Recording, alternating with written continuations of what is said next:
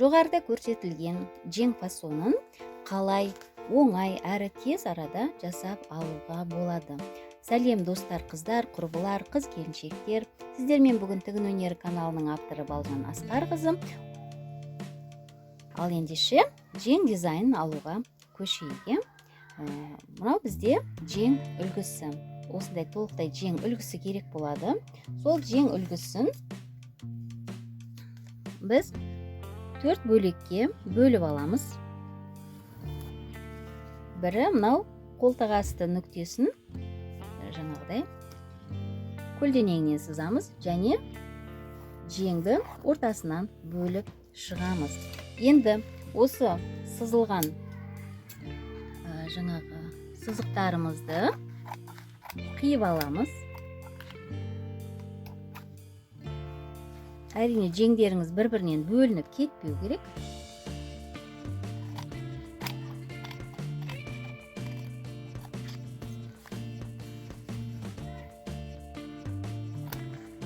Видеоны аяғына дейін көріп тамашалап, қыздар, видеоның соңында өз пікірлеріңізді қалдырып, қоңырауша лайктарыңызды басып қойыңыздар.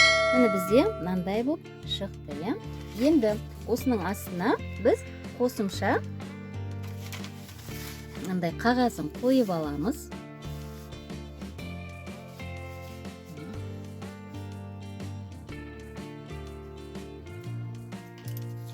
Біздегі мына нүкте 6 сантиметрге тең болу керек.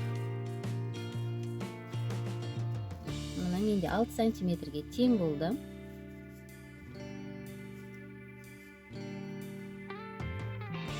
Енді осыны кез келген скотчпен немесе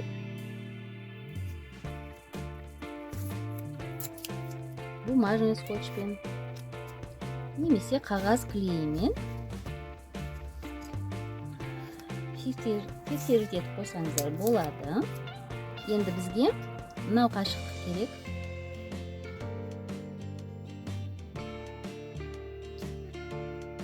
Бұл да 6-ға тең болады. Міне енді бізде мынау ара қашықтықтардың бәрі 6 сантиметрге тең болу керек.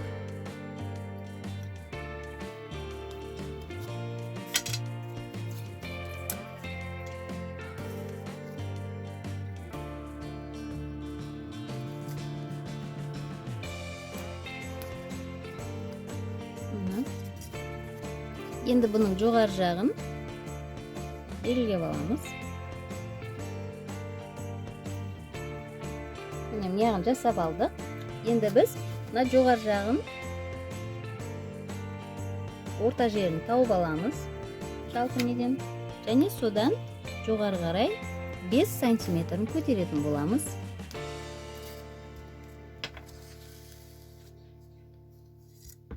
Міне мынаны былай қосамыз, осының ортасын тауып аламыз, сол нүктеден жоғарыға 5 сантиметр көтереміз. Енді жең нүктесіндегі тұрған нүктемен осы ортадағы нүктені қосып шығамыз.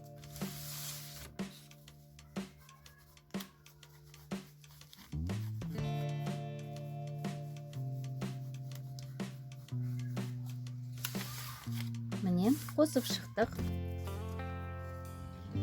Енді центрден жанына қарай мына нүкте. Мына нүктеге 3,5, 3,5, 3,5, яғни 3,5 деп бұлай қарай центрдегі нүктені есептемегенде содан жаңа оңға қарай 4 нүктені тауып аламыз. Және енді солға қарай да сондай 4 нүктені тауып аламыз.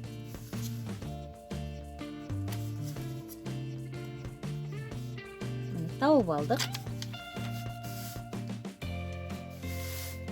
Енді бұл жерде склад болып жиналатын нүктелер мына мен мынау.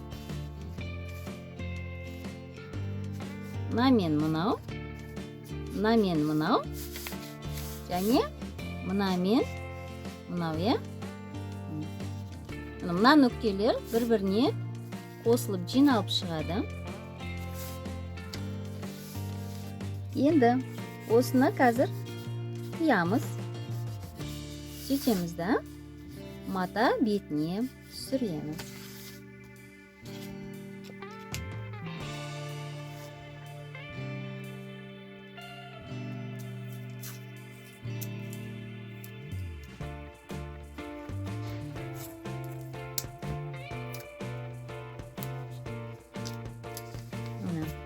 Енді киіп аламыз.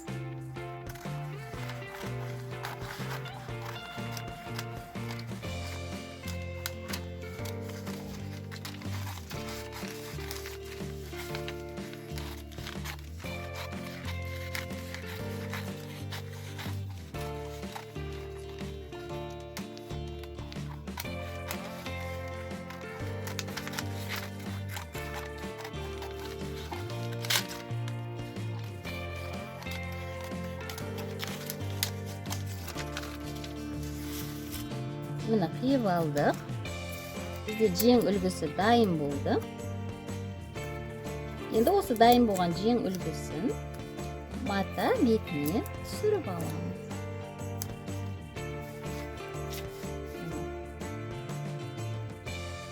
Міне қыздар, мата бетіне қойдық.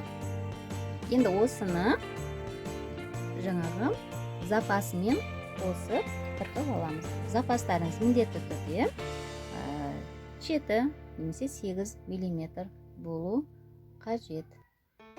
Ал ендеше осыны запаспен сызамыз.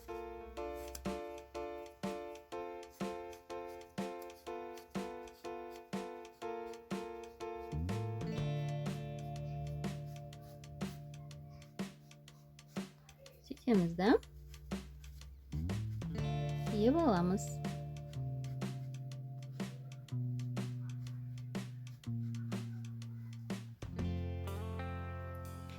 Енді үлгілеріңізге мынау жаңағы белгілеген нүктелеріңізді міндетті түрде не істейсіздер? Бормен белгілеп кетеміз.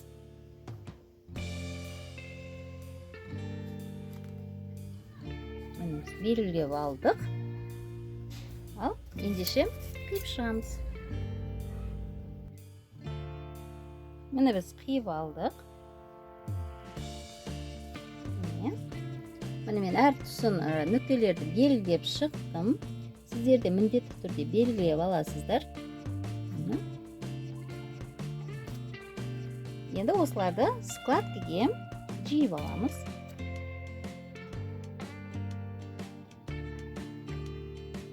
Қыздар, біз жалпы жеңді қиып алдық. Енді бізге осының ортасынан мынандай нүкте керек болады. Мына тұстағы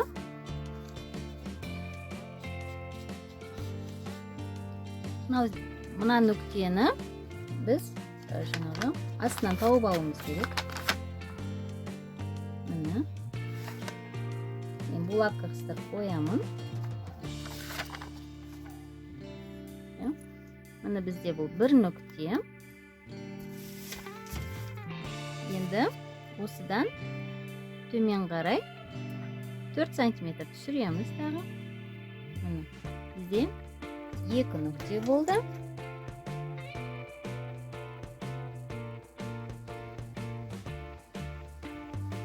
Міне қыздар, ортадан нүктені таптық қой. Сол нүктеден төмен қарай 1-4 см және жоғары қарай 1-4 см ғып нүкте тауып аламыз. Міне арасы 4 см қашықтықпен бізде 3 нүкте пайда болды. Енді осы 3 нүктені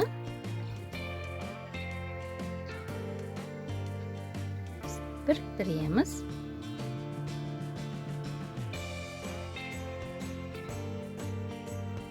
Енді біз қыздар жеңіміздің асты мынандай болып шыққандықтан біз оған мындай етіп жаңағы астына қайратын манжетті запасын киіп аламыз. Астына міндетті түрде дублерин заттарыңызды жапсырып аласыздар. Енді осыны тігіп аламыз.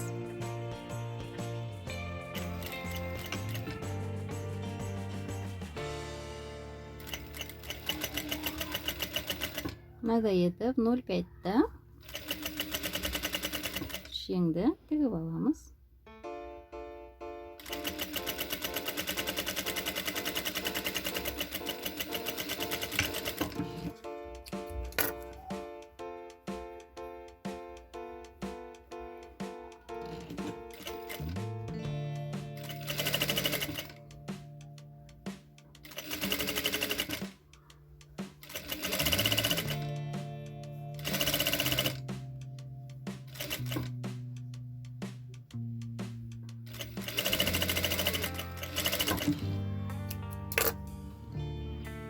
Мына бұнымыз былай болып шығады.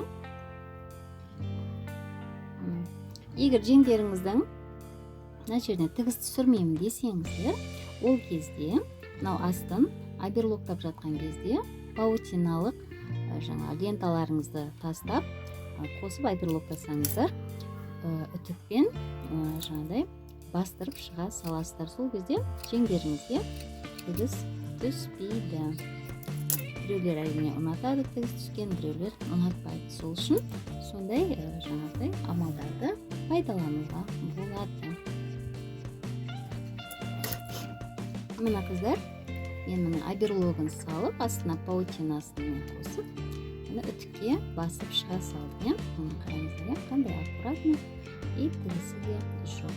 Енді бізге мынау ортадағы неден жаңағы арақашықтығы 4 сантиметрден 3 нүкте қалдырған болатын бізде. Енді сол 3 нүктені былай қосамыз. 3 нүкте мына 2 бүктеліп қосылды. 1 нүкте мынаяқта, 2 нүкте мына мынаяқта тұр. Енді осыны машинкада тігіп аламыз.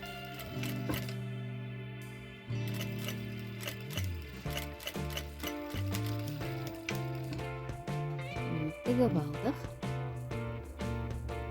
Сол қосылған 3 нүктені қыздар бір-біріне беттестіріп бекітіп, және қайтадан бір бетін кері қарай қайтарамыз, жоғары қарай.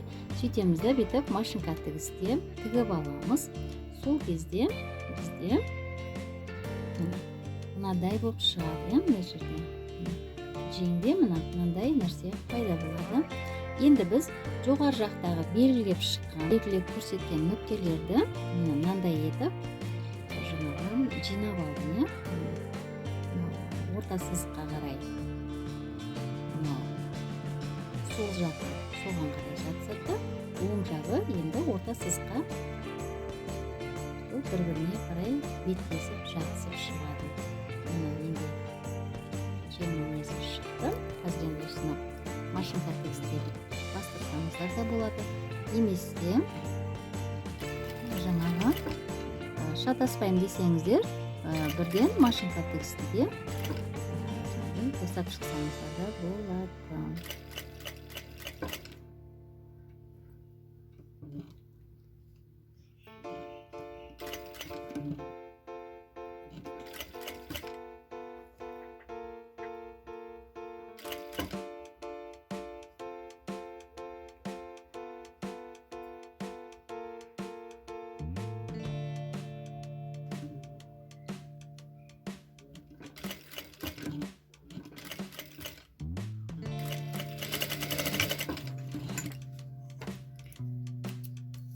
Менде жеңілгісі дайын болды.